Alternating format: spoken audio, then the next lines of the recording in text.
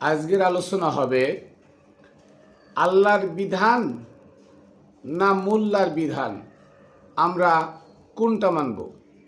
আসুন কোরআন থেকে আমরা জেনে নিই এবং মোল্লার মুখ থেকেও জেনে নিই।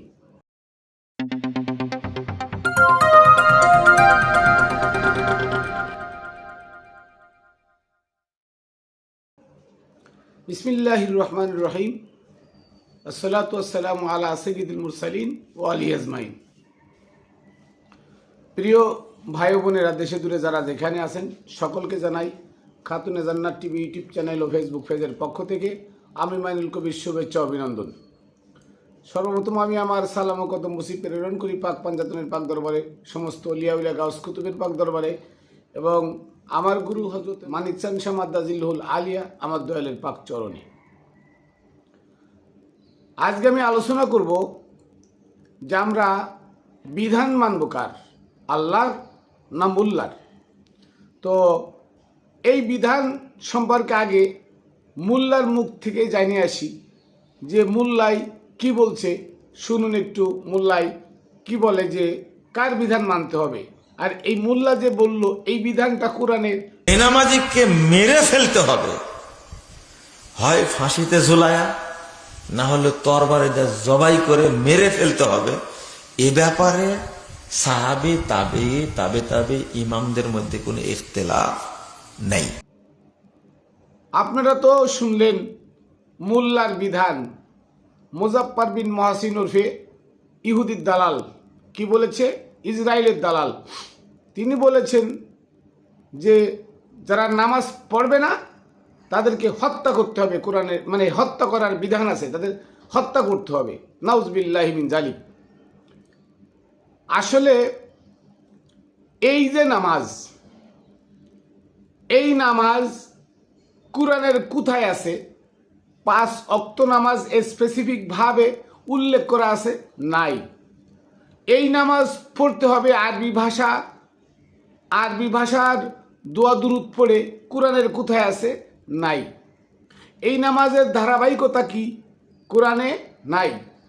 আচ্ছা, সবচেয়ে বড় কথা হলো যে আমি চ্যালেঞ্জ ছুড়ে দিলাম, সারা দুনিয়ার মানুষ যারা আমার ভিডিও দেখছেন সবার কাছে চ্যালেঞ্জ ছুড়ে দিলাম, আই ক্যান চ্যালেঞ্জ কি, সেটা হলো আলিফ লাম থেকে শুরু করে নাস পর্যন্ত এটা আল্লাহর বিধান, কোরআন, আল্লাহর হুকুম কোরআন। এই কোরআন আমাকে, এই কোরআনের ভিতর থেকে আমাকে 2টা আয়াত দেখাবেন। 1 নম্বর আয়াত হলো যে এই নামাজ পড়লে তাকে জান্নাত দেওয়া হবে, এই নামাজ পড়লে তাকে জান্নাত দেওয়া হবে, মুক্তি দেওয়া হবে, তাকে নাজাত দেওয়া হবে। আর একটা আয়াত দেখাবেন যে এই নামাজ যদি কেউ তরক করে, নামাজ না পড়ে, তাকে জাহান্নামে দেওয়া হবে। এই 2টা আয়াত আমি চ্যালেঞ্জ করে গেলাম, কেউ একটু দেখান, পারবেন না।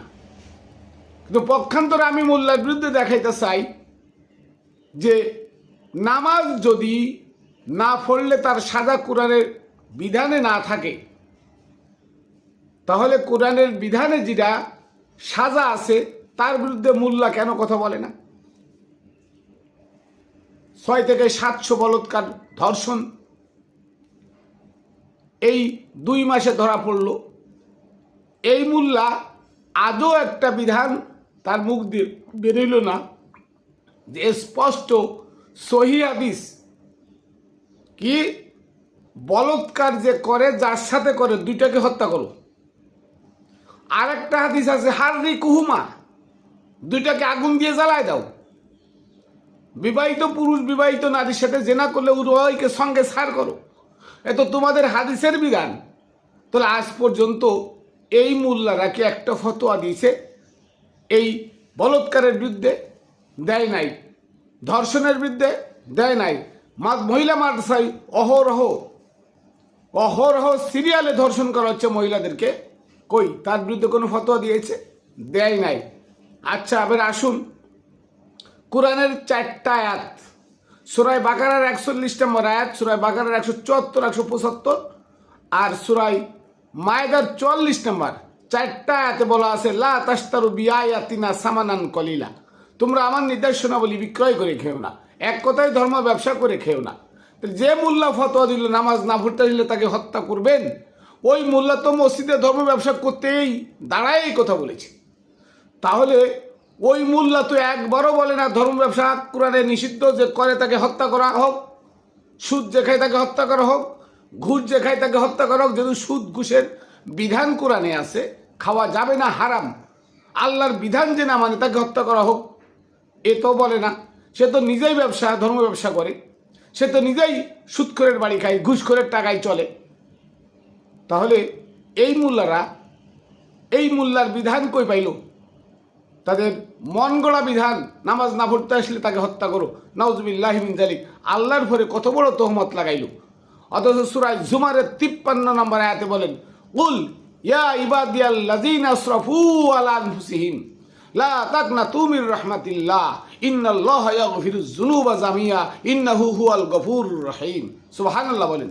আল্লাহ বলে দিলেন, হে রাসূল আপনার উম্মতদেরকে বলে দিন, ইয়া ইবাদিয়াল্লাযিনা আসরাফু আলা আনফুসিহিম, হে আমার উম্মতেরা, যারা নিজেদের উপর অত্যাচার করেছো, জুলুম করেছো, অন্যায় করেছো, অবিচার করেছো, আল্লাহর বিধানকে মানো নাই, না মেনে শয়তানের বিধান মেনেছো, ভুল পথে আছো, তোমরা নৈরাশ হও না আমার রহমত থেকে, আমি তোমাদের পাহাড় সমান গুনাহ ক্ষমা করে দেব। তাহলে আল্লাহর বিধান হলো কাউকে নৈরাশ হতে নিষেধ করেছেন। গুনাহ করেছো তওবা করো, তুমি গুনাহ করেছো সৎকর্মশীলদের সাথী হয়ে যাও, গুনাহ আল্লাহ ক্ষমা করে দিবেন। আর মোল্লার বিধান হলো তুমি নামাজ পড়তে আসো নাই, নামাজ না পড়তে আসলে আমার লস হচ্ছে, তুমি নামাজ পড়তে আসলে আমার মুসল্লি হবে, তোমার বাড়ি আমি খাইতে পারবো, নামাজ পড়তে আসলে তুমি মাসে মাসে চাঁদা দিবে, আমার পকেট ভারী হবে, নামাজ পড়তে আসলে তুমি তারাবির নামাজ পড়লে, তুমি নামাজ পড়তে আসলে তারাবি নামাজ পড়বে, রোজা থাকবে, তারাবির নামাজ পড়ে আমাকে টাকা দেবে, ঈদের নামাজে ঈদের মাঠে যায় আমার টাকা দেবে, শুক্রবারে জুমার দিন বাক্স চালানো দেবো, ওই বাক্সের মধ্যে আর টাকা দিবে, এটাকে আমার পকেটে ঢুকাবো, তুমি নামাজ পড়তে আসবে না, তোমাকে হত্যা করা হবে।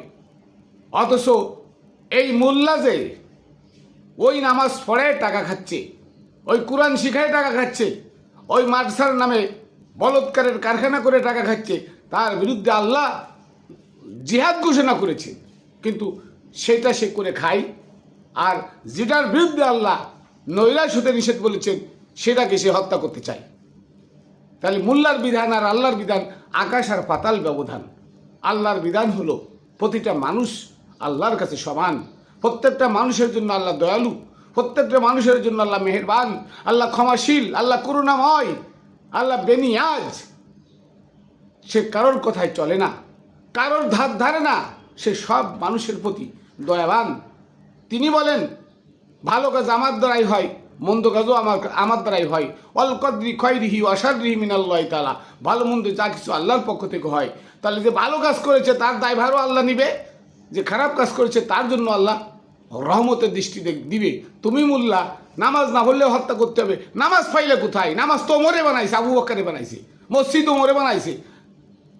তুমি যে চন্দ্র মাস দেখে রোজা থাকো, চন্দ্র মাস ওমর বানাইছে।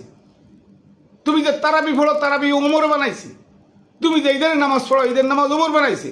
তুমি যে জানাজার নামাজ পড়ো, এই জানাজার নবীর ওফাতের 300 বছর পরে চালু হয়েছে। তুমি যে সবে বরাত করো, সবে বরাত 450 বছর পরে অবতীর্ণ হয়েছে।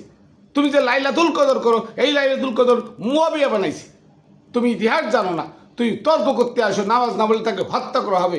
এরাই হলো এজিদের প্রোডাক্ট, এরাই হলো ইসরায়েলের দালাল। যে ব্যক্তি বলে ইরানের খমিনির জানা যায় 2 কোটির উপরে মানুষ হয়েছে, সারা দুনিয়া থেকে প্রায় 1-150 রাষ্ট্রের রাষ্ট্রনায়করা অথবা রাষ্ট্রের সম্মানিত ব্যক্তিগণ তার জানাজায় মানে হাজির হয়েছে। আর আমাদের দেশের স্পিকার সাহেব গেছেন, তাই ফতোয়া দিছে উনি কাফের হয়ে গেছে। এই মোল্লার বিধানকে বন্ধ করার টাইম এখনই আইছে। আপনারা সবাই রুখে দাঁড়ান, ওদের গলা টিপে ধরুন, এখনো সময় আছে। এই মোল্লার বিধান এই জমিনে চালু হতে দেওয়া যাবে না, কারণ এই জমিনে আল্লাহর বিধান আনছে আল্লাহর ওলিরা। আর এই জমিনে মোল্লার বিধান আনছে ওই ওহাবিবাদ, ওই ভারতবর্ষ থেকে ইংরেজদের হাত ধরে মোল্লার বিধানে এই জমিনে ঢুকানো হয়েছে। 8,000 মাদ্রাসা সর্বপ্রথম মোল্লার বিধান। 8,000 মাদ্রাসার আগে হয়েছে দারুল উলুম দেওবন্দ, এটা মোল্লার বিধান। এই মোল্লার বিধান দিয়ে কখনো দেশ চলতে পারে না। মোল্লার বিধানে আমরাও চলতে পারি না। কাজেই আসুন আল্লাহর বিধান মানি, মোল্লার বিধান বর্জন করি। আমরা আল্লাহর বিধান মানি, মোল্লার গলা টিপে মোল্লাদেরকে হত্যা করি। বলৎকার, ধর্ষণ, ভিক্ষুক, ধোঁকাবাজ, সাফাবাজ, মিথ্যাবাদী, এগুলো তৈরি করার কারখানা হচ্ছে এই মোল্লাবাদ। এগুলো তৈরি হয় এই কমি মার্সা থেকে। এই কমি মার্সার সিলসিলাগুলো চিরতরে বন্ধ করে দেওয়া উচিত, কারণ ব্যাংকের ছাতার মতো সারা দুনিয়াতে এমন পরিমাণ কমি মার্সা ছেয়ে গেছে। প্রত্যেকটা কমি মার্সার মধ্যে বলৎকার, ধর্ষণ নিয়মিত হচ্ছে। মিডিয়াতে এতদিন আসে নাই, জাহান্নামের ভয় দেখায় বাচ্চাদেরকে বলৎকার করে। জাহান্নামের ভয় দেখায় যে আমি তোমাকে বদদুয়া দিলে তুমি জাহান্নামে চলে যাবা। হুজুরকে খুশি না করতে পারলে এলেম কালাম কিচ্ছু শিখতে পারবে না। হুজুর করতেছে বাচ্চাদেরকে, আবার এই বাচ্চা বড় করবে তার আবার ছাত্রদেরকে। এই হচ্ছে মোল্লার বিধান। আর আল্লাহর বিধান হলো, তুমি পাপ করেছো, তুমি নৈরাশ হও না। তুমি নিজের উপর অত্যাচার করেছো, তুমি নৈরাশ হও না। তার প্রমাণ এই সূরা জুমারের 53 নম্বর আয়াত। আল্লাহ ডাইরেক্ট বলেছেন, লা তাকনা তুমি রহমাতিল্লাহ, আল্লাহর রহমত থেকে নৈরাশ হও না। কারণ আল্লাহ পাহাড় সমান গুনাহ ক্ষমা করার মালিক কি? আল্লাহ। আর মোল্লার বিধান হত্যা করো। নামাজ পড়তে আসলে আমি টাকা পাইতাম, টাকা দাও না, এটা আক্রোশমূলক কথা, তারে হত্যা করো। এদের বিধান লাথি মেরে ফেলে দিয়ে এদের কথা চেপে ধরেন, এদেরকে প্রতিহত করেন, এদের লাঠিপিটা করেন, এদের বাড়ি ঘরদোর ভাঙচুর করে বঙ্গোপসাগরে পাঠায় দেন এদেরকে, তাহলে শান্তি আসবে। কারা আল্লাহর বান্দা? ওয়াইবাদুর রহমান আল্লাযীনা ইয়ামশুনা ফিল আরদি হাওনান, তারাই আল্লাহর বান্দা যারা জমিনের উপরে বিনয়ের সাথে চলে। আল্লাহ ডাইরেক্ট বলে দিছে, তারাই আল্লাহর বান্দা যারা জমিনের উপরে বিনয়ের সাথে চলে। আর বিনয়ের সাথে যারা চলে ওই ব্যক্তি আল্লাহর বান্দা। এরা হিংস্র, এরা কিছু হলে কথায় কথায় হত্যা করো, এ করো, তা করো, এগুলো হিংস্র প্রাণীর কাজ। এরা কখনো মানুষ নয়, আল্লাহর বান্দা নয়। এদেরকে ত্যাগ করুন। এদের কথা যারা শুনবে তারাও বিপদগামী, আর যারা এই কথা বলছে তারাও বিপদগামী। অতএব আসুন মোল্লার বিধান লাথি মেরে আল্লাহর বিধান কায়েম করি। আর এই আল্লাহর বিধান যেখানে আছে সেখানে চির শান্তি, চির সুখ। সেটাই হবে আমাদের মুক্তির পথ, সেটাই হবে বিজয়ের পথ, সেটাই হবে আমার নবী রাসূলের পথ, সেটাই অলি মুর্শিদের পথ। কোরআন হচ্ছে অলি মুর্শিদের পথ, আর মোল্লার বিধান হচ্ছে এজমাকি আসফেকা উসুল, এটা হচ্ছে শয়তানের পথ। তা মানে শয়তানের পথ আর আল্লাহর পথ। তো কাজেই আমরা কোরআন দিয়ে আল্লাহর পথ ধরবো, নবী রসুলের পথ ধরবো, অলি মুর্শিদের পথে চলবো আল্লাহকে পাওয়ার জন্য। মোল্লার বিধান লাথি মেরে ফেলবো। মোল্লার বিধান হচ্ছে তাগুদের বিধান, শয়তানের বিধান। মোল্লার বিধান মানি না, আল্লাহর বিধান মেনে চলবো। এটাই আমাদের চির মুক্তির পথ দেখাবে। আমরা মুক্তিপ্রাপ্ত হয়ে যেতে পারবো। কদাফ লাহামান তাজাক্কা ওজা করসমা রব্বি ভাসাল্লাহ। কদাফ লাহামান তাজাক্কা, যে ব্যক্তি আত্মশুদ্ধি লাভ করবে ওই ব্যক্তি মুক্তি পাবে। আর আত্মশুদ্ধি লাভ করার একমাত্র পথ হলো আল্লাহ রসুলের পথ, নবী রসুলের পথ, অলি মুর্শিদের পথ। যারা দেশে ইসলাম আনলো, ইসলাম শিখালো, তারা অলি মুর্শিদগণ ছিল, তারা কামেল অলি ছিল। তাদের দেখানো পথে চললে আমি মুক্তি পাবো, আর তাদের দেখানো পথের উল্টা চললে আমি জাহান্নামে যাব, বিপদগামী হব। তাই আসুন মোল্লার বিধান লাথি মারি, আল্লাহর বিধান কায়েম করি। আমি আমার সংক্ষিপ্ত কথা এখানে শেষ করছি। আবারও দেখা হবে সবার সাথে। সবাই ভালো থাকবেন, সুস্থ থাকবেন, আমার জন্য দোয়া করবেন। খাতুনে জান্নাত টিভি ইউটিউব চ্যানেল, ফেসবুক পেজের পক্ষ থেকে সকলকে শুভেচ্ছা, অভিনন্দন জানিয়ে পাক পাঞ্জাতনের পাক দরবারে আমার শেষ সালাম ও কদম মুসি প্রেরণ করে আমার দয়াল মানিক চাঁদ শাহ মাতাজিলুল্লাহ আলিয়া তার পদচরণে আমি ভক্তি চুম্বন রেখে এখানে শেষ করছি। জয় গুরু। আবার দেখা হবে অন্য ভিডিও।